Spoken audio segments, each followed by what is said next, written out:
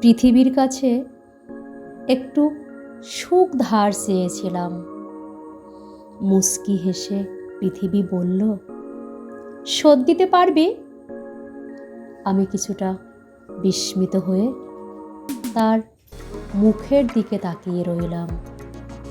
পৃথিবী আবার বলল, বুঝতে পারিসনি তাই না? বলছি, মাসিক কিস্তিতে শোধ করবি নাকি এককালীন?